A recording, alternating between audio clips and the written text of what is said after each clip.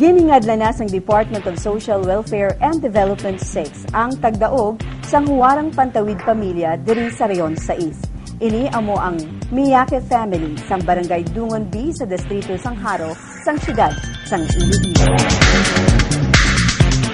Aton dugang kilalahon ang ining huwarang pantawid pamilya nga magatiglawas sa Kabisayaan nakatungdan sa national nga level sang paindis-indis nga ginlunsad sang Department of Social Welfare and Development sang nagligad nga tuig pinaagi sa CCN Views and Features nga ginadala sa inyo sang Philippine Information Agency kag Cable Star Incorporated.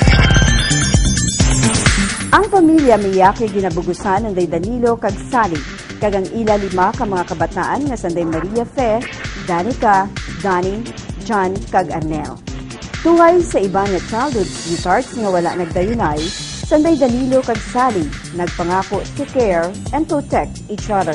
Tubtub nga sila ang nag-asawahay kag nakaangkon sang mga kabataan.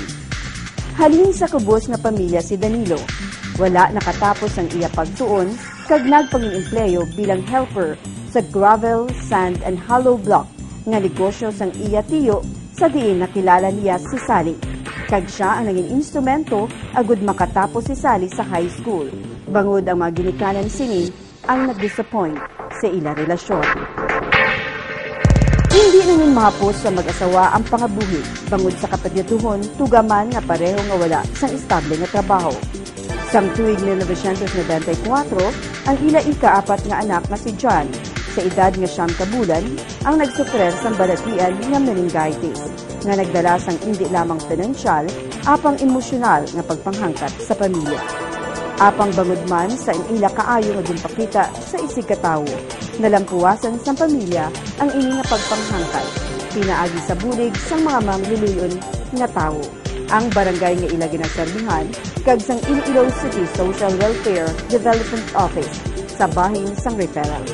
Sa karon si John, ang 19 anyos na, apang ang balatian, nagresulta sang iya pagkaapa sa gobernador. Ang mga kabataan sang mag-asawa nga sa Maria Fe, Danica kag Dani, ang wala nakatapos sang ila mga pagtuon. Bangod man sang kakulang sang kwarta, kag ginpakamaayo ang pagpangita sang trabaho agud makabulig sa pamilya. Sa Maria Fe kag Dani, ang pareho na nga may kaugalingon nga pamilya sa karon. Wala kami, way pa ni ubra akong mga kabataan. Ang ako nang ikadwa mo may ubra. Ang sa ako naman niya, ang ako niya na kuwan sang una, banana queue kag sari-sari store, either protestant ang inahin ko, parang ibulig ko sa akong mga kabataan pag pag-eskwela nila. Kag sa iban pa sina, kag health worker ako alin sang tuuna, asa halin sang 99, asa sang 2012. The end lang ko, hindi na ko nag-health worker. Febrero 2009, sang ang pamilya ni Danilo ang nalakip sa listahan sa mga benepisyaryo sang Pantawid Pamilya Pilipino Program. Bangod ang syudad sang Iloilo ang kabahin sang Set 1 area sang implementasyon sang program sa reyon. Ano ang Pantawid Pamilyang Pilipino Program?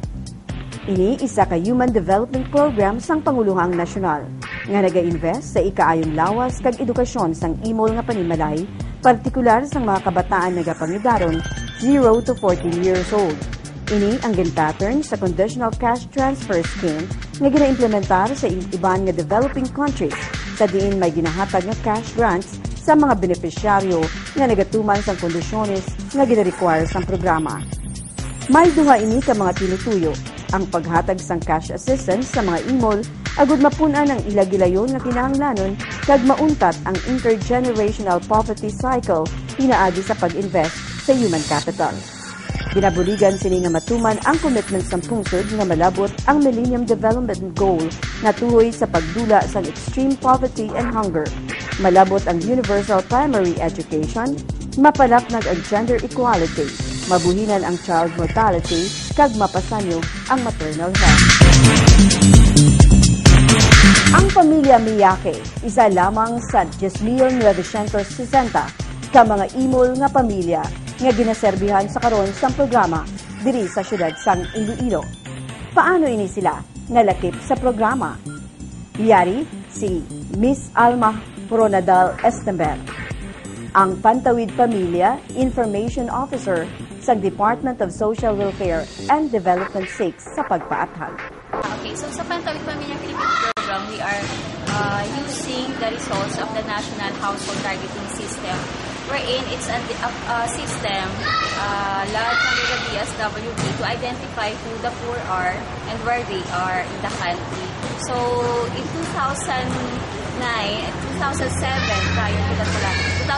we conducted an enumeration, or what we call now as an assessment of the households all over the country. So may mga ginfeel kita nga mga staff to really visit the houses within the community and determine kung ano ang ilang composition sa ang balay nila, made of ano ng mga materials, ang access nila sa basic services, kung ano nga mga equipment or appliances ang visible sa ilang or ara sa ilang balay. So, based on that, ang siya nga tawag natin ng mga proxy means indicators to determine the income, no, to approximate the income of the households. Kahit di man niya sa Philippines, wala kita sa set kita nga pila ang minimum or average na income of a household because most of our population very seasonal ang ilang source of income.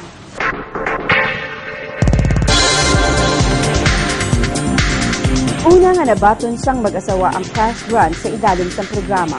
3 ka bulan pagkatapos sila nga malista sang Pebrero 2009 nga nagalabot sa 2,200 pesos.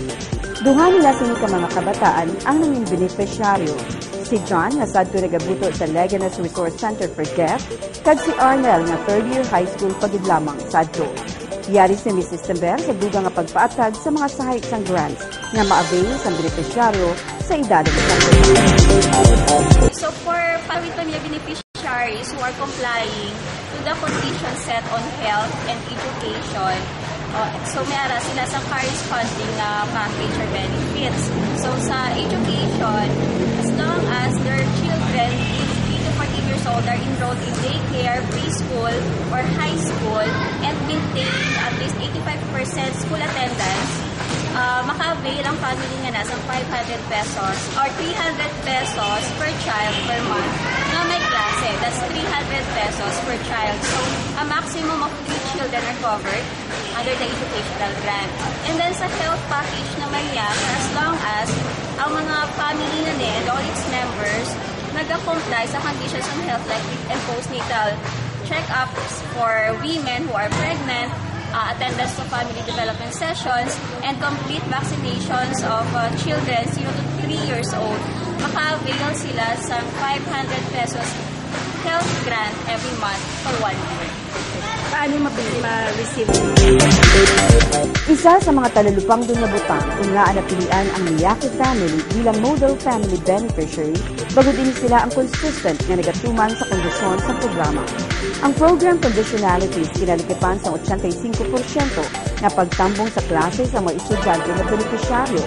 Ang regular na pag-check-up at pagbakuna sa bahin sa mga 0 to 5 years old na kabataan kag ang pagtambong sa mga prenatal care kag sang mga nagbuso nga kababaihan kag pagbaton sang deworming pills sang 6 to 14 years old nga mga beneficiaryo. Subong ba ng pagtambong sang mga ginikanan sa family development sessions on responsible parenthood, classes on health and nutrition, kag iban pa nga tipiko nga ina kinahanglanon kag interest at least sa isa ka bulan. Paano ginamonitor ang compliance sang mga beneficiaryo sa mga conditionalities sang programa? Yari liwat si Mrs. Istamber. Monitoring of the compliance involve a lot of stakeholders, not only the DSWD personnel, although we have hired municipal links and city links assigned and immersed in the barangays where they are assigned, no? So sila ang naga-monitor ni basically. And we also have the municipal roving bookkeeper to check and verify the utilization of the cash grants of the beneficiaries kaya ginalist down nila ang ilang spending sa notebook out of the cash grants.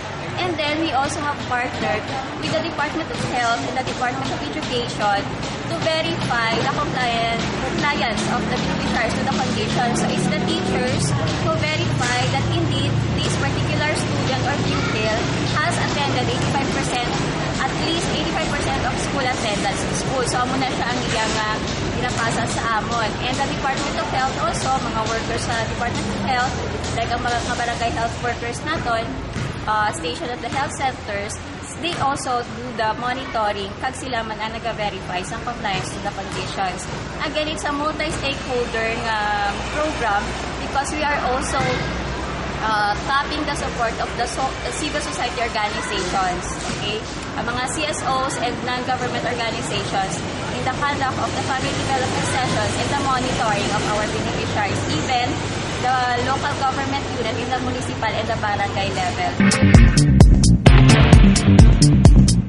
Magluwas nga compliance sa program conditionality, isa man sa rason na nakakuha sang atensyon sang mga hurado amo ang aktibo nga involvement sang mag-asawa sa ilak komunidad, mangin sa cleanup drive, tree planting, waste recycling kag sa tanan nga aktibidad na tuwid sa programa. Magluwas ini siya ang anay barangay nutrition scholar, si Sally ang napilian man nga parent leader sa mga beneficiary sang 4Ps sa barangay Dungon, presidente sang Sunshine CFA Association, kag nanin PTA president sang Haro National High School sang makatatlo ka beses. Samtang iya bana ang nagserbi anay nga barangay tanod kag sa karon nagabulig sa pagtukod sang Tricycle Drivers Association sa ila barangay. Ang kapisan kag kaporsigido nga malampawasan ang kaimulon ang makita man sa mag-asawa. Si Arnel nga nagabiyahe sang tricycle ang mayara nga ginamentonan nga vegetable garden sa likod sang barangay hall nga ginakuhaan nila sang supply sang ila pagkaon kag ang iban ila ginabeligya agud dugang sa kita sang pamilya. Si Sally ang nagaluto kag nagabaligya sang banana queue kag iban pa nga food snack kag karon gin-hire sang city government bilang isa sa mga barangay sweeper. Barangay Kapte, barangay Days, si Sally na kilala ko kasi barangay nga maayod silang mga tao pag wala din sang complaint nga gin-file sa barangay against them. They were so responsible and cooperative sa mga aktibidades sa barangay. Kag si Sally has been so dedicated sa iyang mga kabataan, most especially sa iya special child nga naga-eskwela, magin-pa-eskwela din nila, and adlaw-adlaw ginadulong niya sa school.